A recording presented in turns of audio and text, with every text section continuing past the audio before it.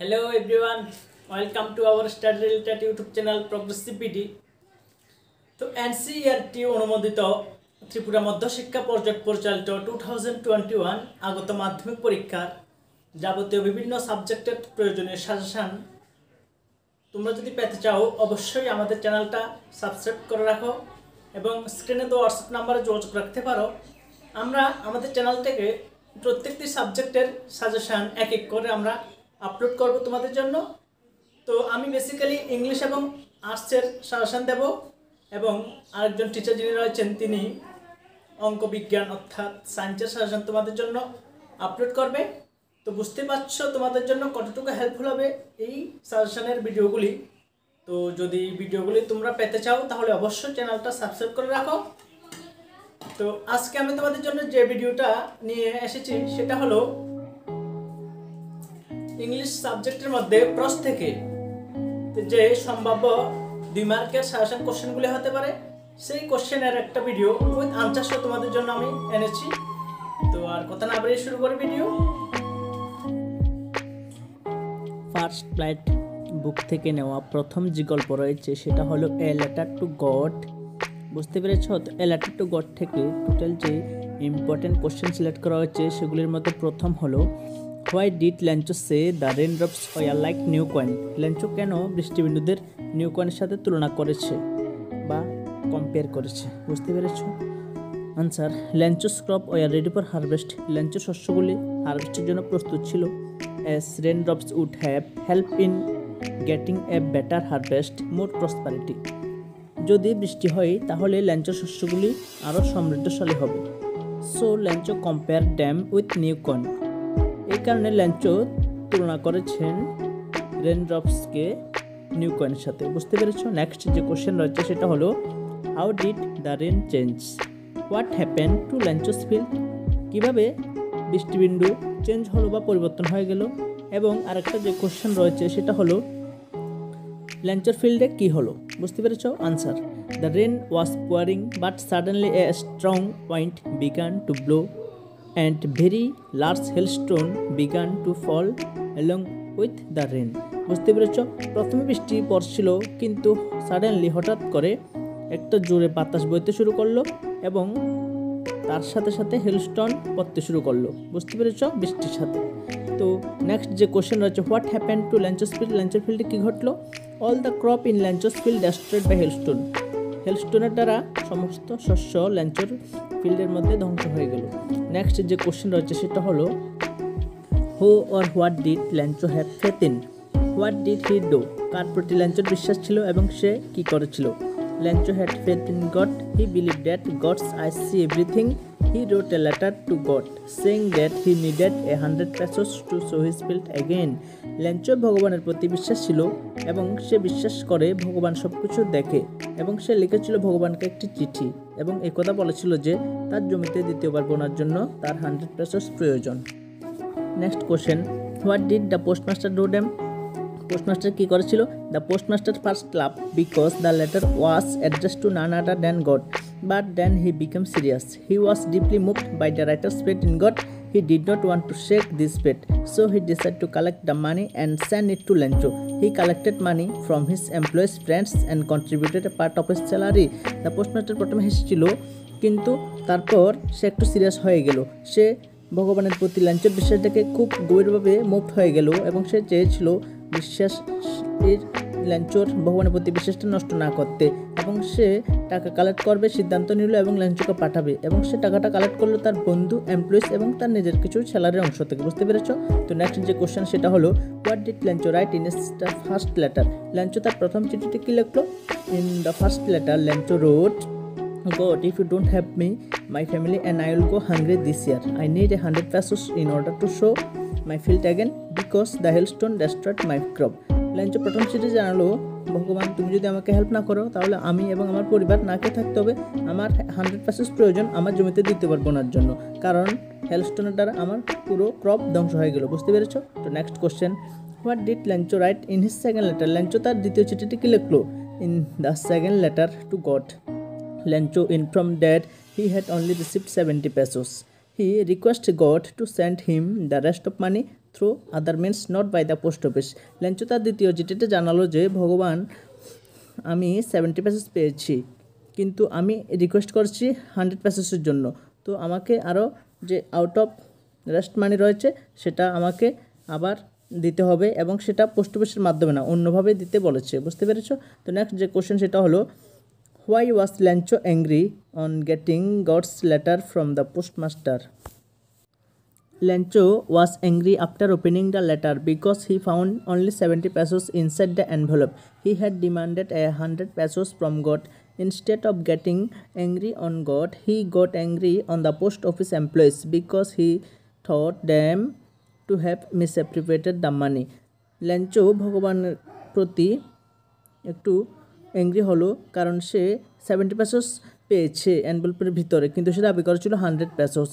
তারপর সে পোস্ট অফিসের এমপ্লয়ির প্রতিও একটু রাগান্বিত হলো কারণ সে ভাবলো তারা কিছু মানি চুরি করে নিয়েছে। বুঝতে পেরেছ?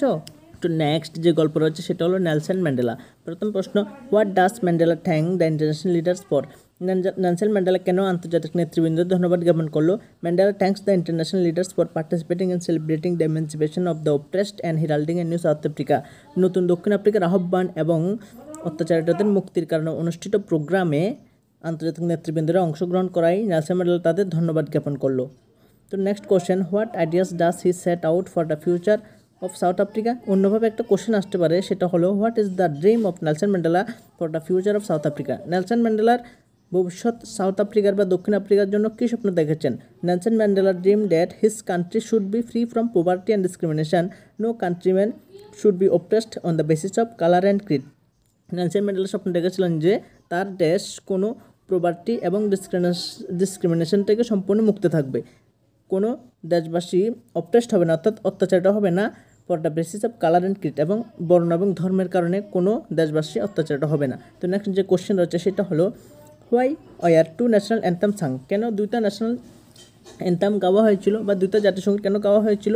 Two national anthem were sang by the people to show the fact that each group, ethnic black African and the white skinned European settlers, had come to accept and respect each other. বুঝতে পেরেছো? তো দুটো জায়গাটার সঙ্গে জনগণ গিয়েছিল এই শোটা দেখানোর জন্য যে প্রত্যেক গ্রুপ, ইথনিক ব্ল্যাক আফ্রিকানস, কৃষ্ণাঙ্গ আফ্রিকানরা এবং সাদা চামড়ার ইউরোপিয়ান উপনিবেশিকরা এসেছিল accept and respect each other, অর্থাৎ গ্রহণ এবং সম্মান করার জন্য একে অপরকে। বুঝতে পেরেছো?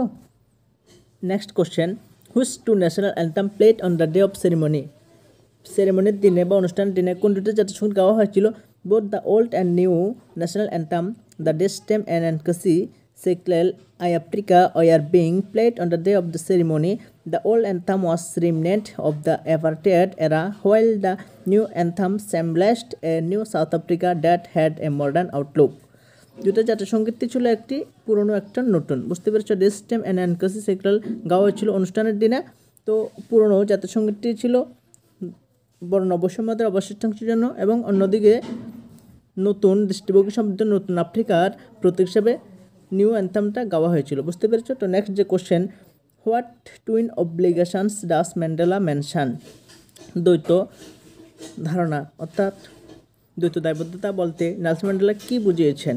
According to Nelson Mandela, every man has twin obligation, one is towards his family and the other is towards his people and his country. বুঝতে পেরেছ? নেলসন ম্যান্ডেলার মতে দ্বৈত দায়বদ্ধতা বলতে বুঝিয়েছেন, একটা হলো তার নিজের ফ্যামিলির প্রতি এবং অন্যটা হলো তার জনগণ এবং তার দেশের প্রতি। বুঝতে পেরেছ? তো নেক্সট যে কোশ্চেন সেটা হলো, what does he think is natural to love or hates? অন্যভাবে একটা কোশ্চেন আসতে পারে, what does the narrator say about love or hate? অর্থাৎ ভালোবাসা এবং ঘৃণা সম্পর্কে নেলসন ম্যান্ডেলার কী ধারণা ছিল? Nelson Mandela thinks that loving comes to human beings quite naturally, এখানে হোয়াইট হবে না, quite naturally, while hatred is born out of baseness and prejudices. বুঝতে পেরেছ? তো নেলসন ম্যান্ডেলা বলেছেন যে ভালোবাসা আসে মানুষের মধ্যে স্বাভাবিকভাবে, অন্যদিকে ঘৃণা জন্মায় বিভ্রান্তি এবং কুসংস্কার থেকে। বুঝতে পেরেছো? বেসনেস হতো বিভ্রান্তি, প্রেজুডিস হতো কুসংস্কার। তো নেক্সট যে কোশ্চেন, হু ওয়ার আউটলেস? অর্থাৎ আউটলেস মিনস নির্বাসিত কারা?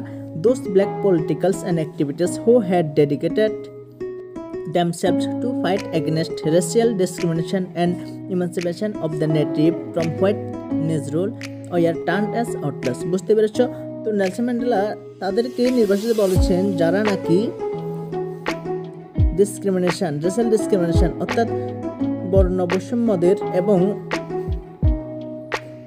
হোয়াইট মেজরল অর্থাৎ সাদা অপশাসন থেকে দেশীয়দের মুক্তির জন্য যারা লড়াই করেছেন, নিজেদেরকে ডেডিকেটেড করেছেন, সেই ব্ল্যাক পলিটিক্যালস অ্যাক্টিভিটিসদের তিনি আউটলস বলেছেন। বুঝতে পেরেছো?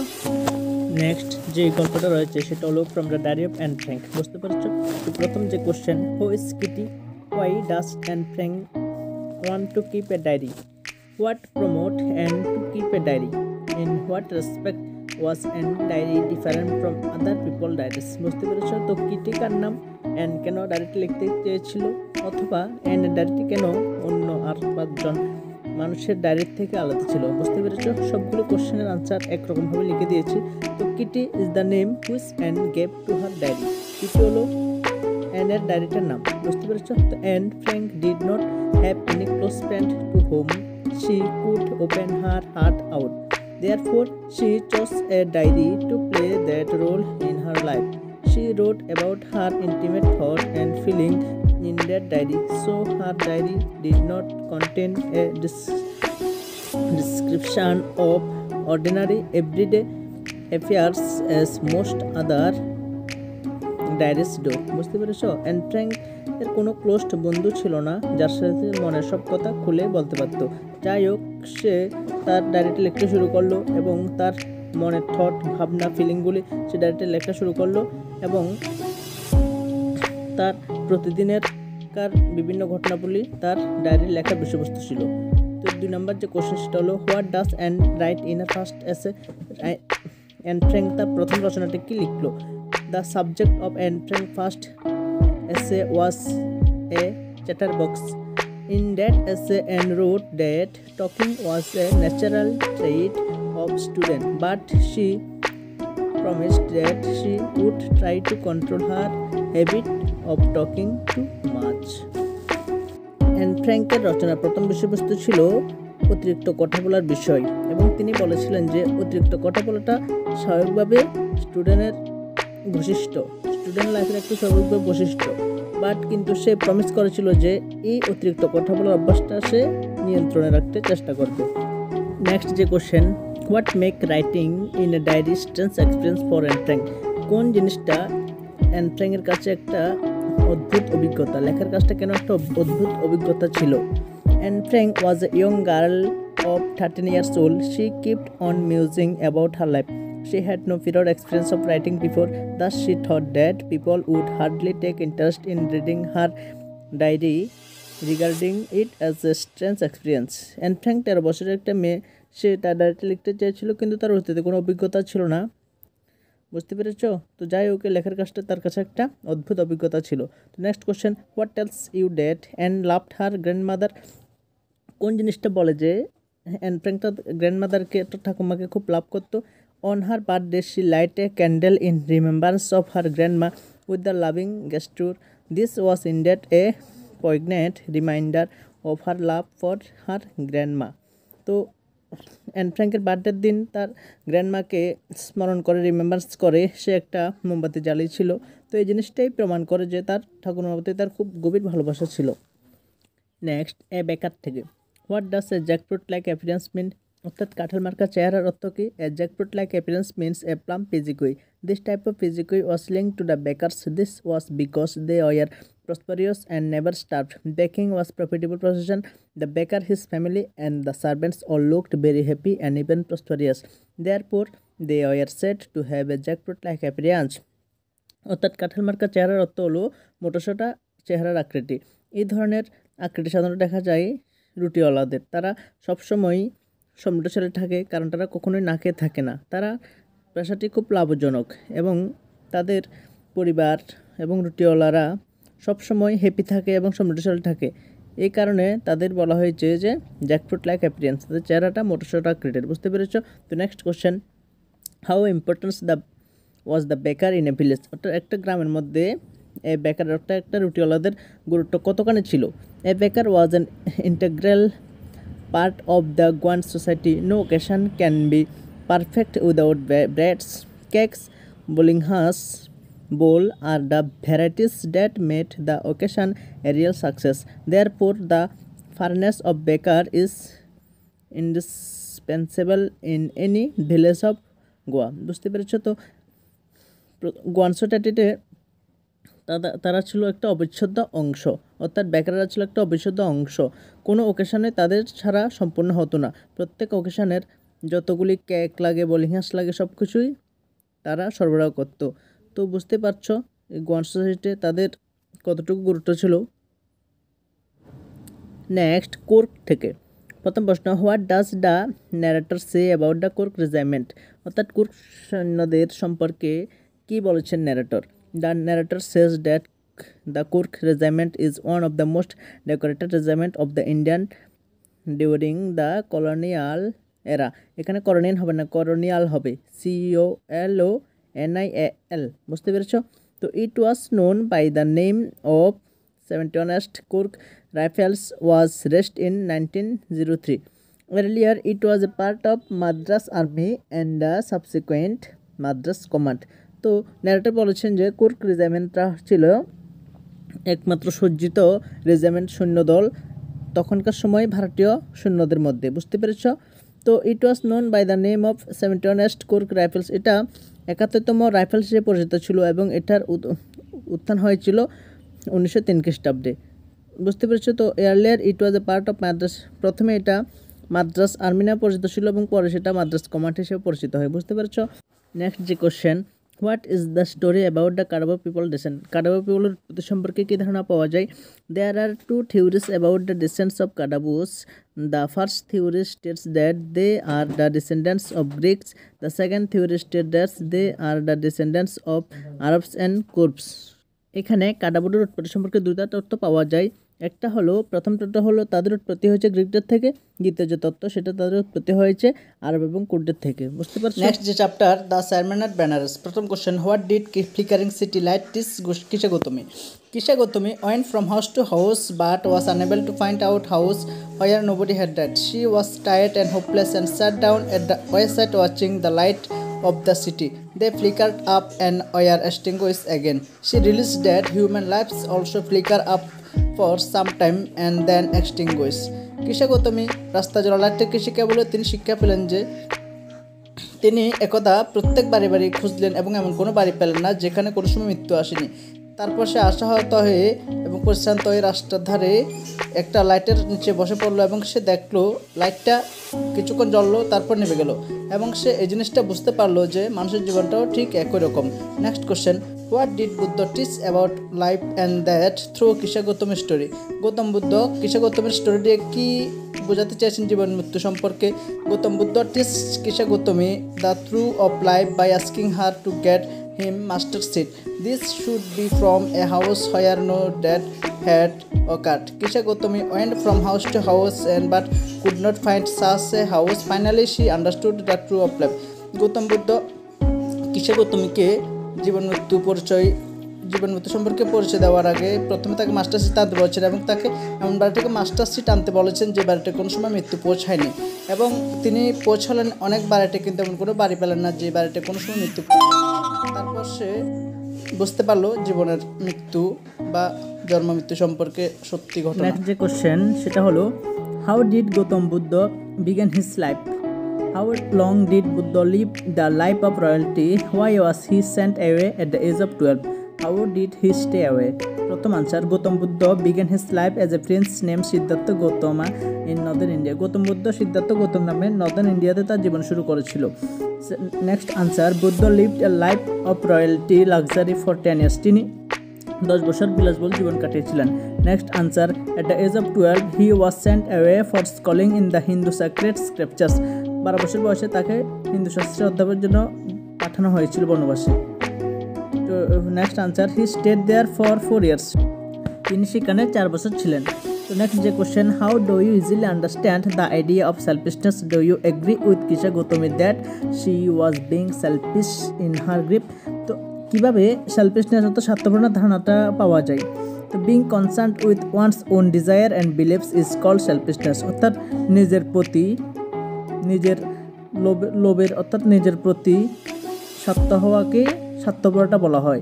কিসা Gotami was only thinking about her personality sorrow, Kisa Gotami তার নিজের দুঃখ নিয়েই ভেবেছিল। She was not thinking about the grip of all other people, তিনি অন্য কেউ দুঃখ নিয়ে ভাবেননি। So it can be said that she was being selfish in her grip, এই কারণে বলা হয় যে তিনি তার নিজের প্রতি স্বার্থপর হয়ে গেছেন। বুঝতে পারছো? তো আশা করি আমাদের ভিডিও এখানে শেষ। তো এমন অন্য চ্যাপ্টার বা অন্য সাজেশন পেতে আমাদের চ্যানেলকে অবশ্যই সাবস্ক্রাইব করে রাখবে। ভালো থাকবে ততক্ষণ।